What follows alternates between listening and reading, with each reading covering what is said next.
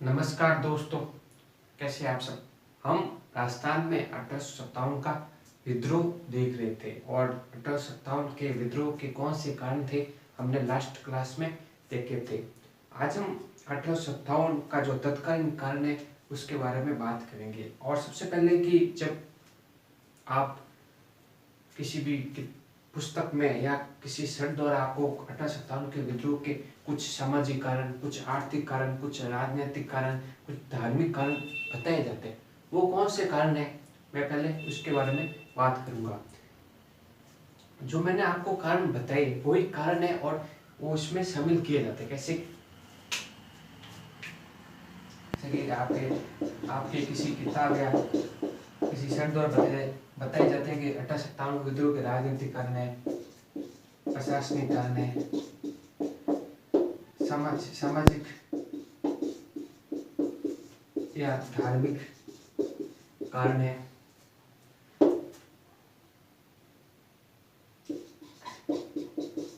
सैनिक कारण है। ऐसे कुछ कारण आपको बताए जाते हैं या आप किसी पुस्तक में देखते हो। ये वही जो कारण है जो मैंने आपको बताया ना, वो उसमें शामिल कर दिए जाते हैं। कैसे, अगर बात करें तो राजनीति में कौन से कारण हम सम्मिलित दे सकते हैं कि अंग्रेजों का एकमात्र यही उद्देश्य था कि ज्यादा से ज्यादा धन लूटना और अपने देश में बेचना। तो राजनीति में हम ले सकते हैं कि डलहौजी की हड़प नीति, फिर डलहौजी जितना चाहे ब्रिटिश क्षेत्र को बढ़ाना और राजा के क्षेत्र को छीनना, गोद निषेध नीति, डॉक्ट्रिन ऑफ लैप्स, अगर किसी राजा का पुत्र नहीं है तो उसके जो क्षेत्र है ना राज्य का, वो ब्रिटिश अधिकार क्षेत्र पे मिला दिया जाता। तो हम राजनीति में ये कारण दे सकते हैं। प्रशासन में भेदभाव, यूरोपीय व्यक्ति व भारतीय व्यक्तियों में भेदभाव होता था और जो उनकी यूरोपीय सैनिक थे वो भारतीय व्यक्तियों के साथ लूटपाट करते थे, ये ले सकते हैं। प्रशासन में भ्रष्टाचार इतना व्याप्त था, कुछ काम करवाने के लिए पैसे देने पड़ते हैं। जो अभी भारत में जो भ्रष्टाचार आपको देखने को मिलता है उसकी जड़ें वहीं से मिली है। तो मतलब कि प्रशासन में इतना भ्रष्टाचार था कि कुछ काम करने के लिए भी हमें पैसे देने पड़ते थे।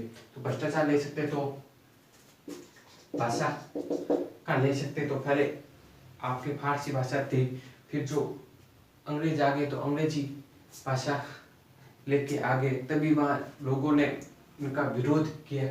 तो ये भी कारण आप ले सकते हो। फिर सामाजिक में आपके धर्म के अंग्रेज ईसाई मिशनरियों को भारत में प्रवेश दिया और वे धर्म परिवर्तन करवाने लगे। तब भारतीयों को लगा कि अंग्रेज हमारा धर्म परिवर्तन करवा देंगे, तभी वहाँ के लोगों का धर्म आंत होने लगा। तब लोगों ने आवाज उठाई और विरोध किया। तो हम ले सकते हैं धर्म का भी। फिर उस समय राजस्थान में काफी प्रथाएं थी, तो अंग्रेजों ने जो बुरी प्रथाओं को बंद करवाने लगे, तभी वहाँ के लोग नाराज होने लगे, कह रहे थे कि अंग्रेज हमारी सारे धार्मिक प्रथाओं को बंद करवा देंगे और हमारा धर्म परिवर्तन करवा देंगे और हमें सही बना देंगे। ऐसे बहुत सी प्रथाओं को अंग्रेजों ने बंद कराया था, जैसे सती प्रथा हो गई, त्याग प्रथा हो गई, आपके कन्या अवैध हो गई, दाखिल प्रथा हुई। तो जो वहाँ के राजस्थान के व्यक्ति थे, जो रूढ़िवादी प्रथाएं थी वो बंद नहीं करवाना चाहते थे, तो भी अंग्रेजों से विरोध करने लगे। और एक तो धर्म हो गए आपके, रंग भेद की नीति, अंग्रेज काले व गोरों से रंग के आधार पे भेदभाव करते थे, ये भी हो गए। सैनिक कारण,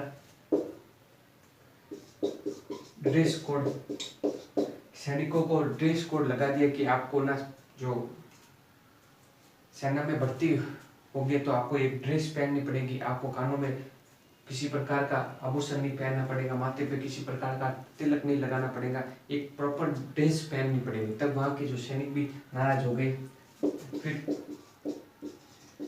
डाक अधिनियम, इस अधिनियम में पहले क्या होता था कि अगर कोई व्यक्ति अपने घर पर कोई पत्र भेजता था तो उनसे किसी प्रकार के पैसे नहीं लिए जाते। फिर इस अधिनियम के तहत डाक अधिनियम में फिर ये हो गया कि अगर कोई व्यक्ति अपने घर पे पैसे भेजेगा तो उनको पैसे घर पे कुछ है ना, आपको कोई पत्र भेजेगा तो उनको पैसे देने होंगे। तो वहां से जो सैनिक असंतुष्ट हो गए, समुद्र पार अभियान, पहले समुद्र को देवता समझा जाता था और अंग्रेज समुद्र पार अभियान करने लगे, तभी वहां के जो सैनिक थे उनको लगा कि समुद्र हमारा देवता के समान है, हमारा धर्म आर्थ होता है, तो भी जो सैनिक भी असंतोष देखने को मिलता है। आर्थिक कारण हम ले सकते हैं कि वहां के जो लघु कुटीर उद्योग पर बहुत से टैक्स लगा दिए, कुटीर उद्योग पे बहुत से टैक्स लगा दिए, इसकी वजह से वहाँ के व्यक्तियों का जीवन निर्वाह करने में कठिनाई आने लगी और वो लोन लेने लगे और एक समय ऐसा आया कि वो कर्ज तले दब गए और उनकी जमीनें भी चली गई। तो मतलब कि उनका व्यवसाय छिन गया और फिर वो व्यक्ति सेना में अपने पुत्रों को भेज देते थे और सेना में भी उनके साथ भेदभाव होता था, उनको सही पैसे नहीं दिए जाते थे, यूरोपीय व्यक्ति को ज़्यादा पैसे दिए जाते थे और भारतीय व्यक्ति को कम पैसे दिए जाते थे।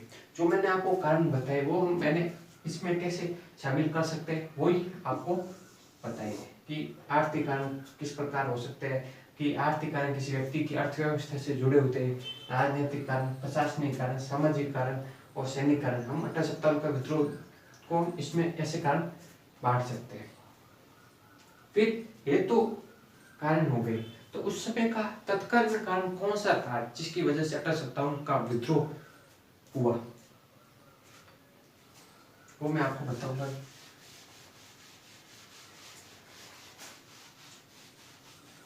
पहले अंग्रेज वेशभूषण नाम की बंदूक का प्रयोग करते थे।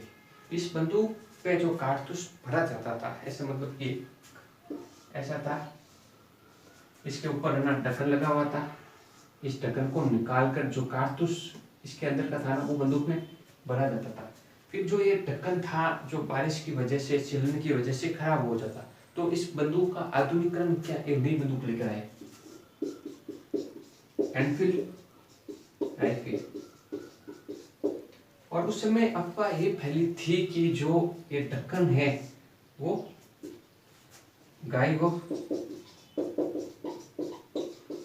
सूअर की चर्बी से बना हुआ है। और उसमें एक अफवाह ये फैली थी कि अंग्रेजों ने हमारे आटे में हड्डियों का चून मिला दिया जिससे कि हमारा धर्म दुष्ट करना चाहते थे। तब उस समय अफवाह फैली थी कि भाई जो ये कारतूस का ऊपर ढक्कन है वो गाय व सूअर की चर्बी से बना हुआ है। तो गाय हमारे हिंदुओं के लिए माता के समान पवित्र है और सूअर जो मुस्लिमों के लिए अपवित्र है। तो दोनों धर्म के लोगों की भावनाएं आहत हुई और दोनों धर्म के लोगों ने बंदूक चलाने से मना कर दिया। तो बात उस समय की है जब बैरकपुर छावनी के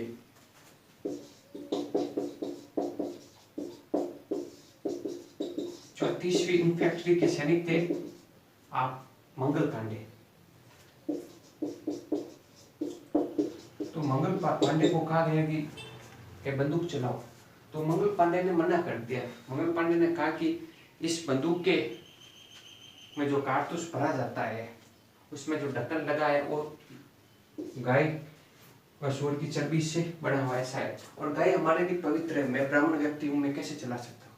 तो अंग्रेजों ने उस पर दबाव डाला, फिर भी मंगल पांडे ने नहीं चलाए। फिर बाद में मंगल पांडे ने अपनी बंदूक से 2 अंग्रेज अधिकारियों को मार दिया, हडसन और पार्क को। 29 मार्च 1857 की घटना है कि मंगल पांडे ने अपने 2 बंदूक से अपने 2 अधिकारी अंग्रेज हडसन और बार्क को मार दिया। फिर अन्य सैनिकों की सहायता से मंगल पांडे को गिरफ्तार कर दिया और 8 अप्रैल को फांसी दे दी। इस तरह 1857 का विद्रोह हुआ।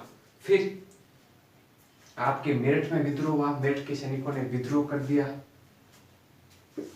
मेरठ के सैनिकों ने विद्रोह करके दिल्ली चले गए और दिल्ली में बहादुर शाह को अपना राजा बनाया। इस तरह 1857 का विद्रोह एनफील्ड राइफल की जो बंदूक थी उसके कारतूस पे चर्बी लगे गाय व सूअर की चर्बी से 1857 का विद्रोह हुआ। मंगल पांडे ने हडसन और बार के 2 अंग्रेज अधिकारियों को मार दिया। 29 मार्च को 8 अप्रैल 1857 को मंगल पांडे को फांसी दे दी। फिर मेरठ में विद्रोह हुआ। फिर मेरठ से जिस सैनिकों ने विद्रोह किया वो सैनिक दिल्ली चले गए। बहादुर शाह जफर को अपना नेता चुना। इस तरह विद्रोह फैला। बात है कि राजस्थान में विद्रोह कैसे फैला, कि राजस्थान में कौन सी सैनिक छावनी से विद्रोह फैला, या राजस्थान में कौन सी स्थिति है कि 1857 का विद्रोह तो हो गया, फिर राजस्थान में कौन सी स्थिति है कि भाई राजस्थान में कौन सी सैनिक छावनियां है, कौन से राजा है और कौन से पॉलिटिकल एजेंट है, वो हम अपने अगले वीडियो में बात करेंगे। तो मिलते हैं अपने अगले वीडियो में। जय हिंद, जय भारत।